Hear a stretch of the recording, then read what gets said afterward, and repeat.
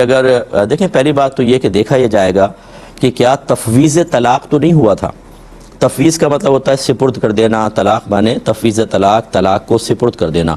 اگر تو شوہر نے بیوی کو طلاق کا اختیار سونپ دیا تھا تو وہ بھی دو طرح کے الفاظ ہوتے ہیں. اگر یوں کہا تھا تم اپنے آپ کو طلاق دے لو تو اسی مجلس اور محفل میں بیوی کو طلاق دینی ہوگی. نہیں دے گی، جیسے اٹھیں گے، جیسے کھانے پینے لگے بات کی، وہ اختیار چلا جائے گا.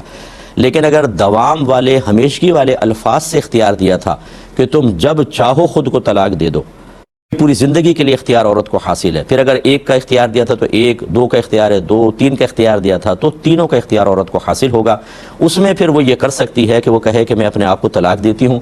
وہ پھر فوراً واقع ہو جائے گی، شوہر اچھا یا برا کہے یا نہ کہے، کیونکہ شوہر نے خود اس کو اختیار دیا تھا اور ہمیشگی والے الفاظ کہے تھے.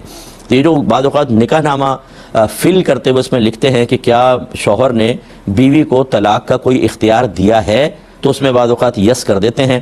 اور اکثر یہ نکاح نامہ قبول سے پہلے ہو رہا ہوتا ہے. شوہر قبول نہیں کرتا، اس سے پہلے فل کر رہے ہوتے ہیں، پھر تو اس کا کوئی اعتبار ہی نہیں ہے.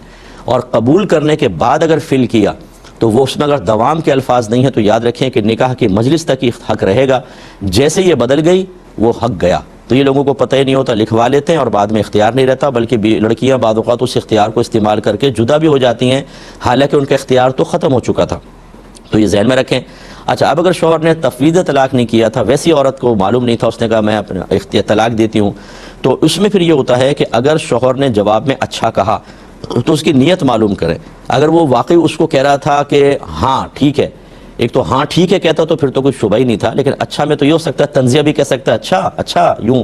تو اگر شوہر کہتا ہے کہ ہاں میں نے اس کی تصدیق اور تائید کی ہے تو پھر طلاق واقع ہو جائے گی.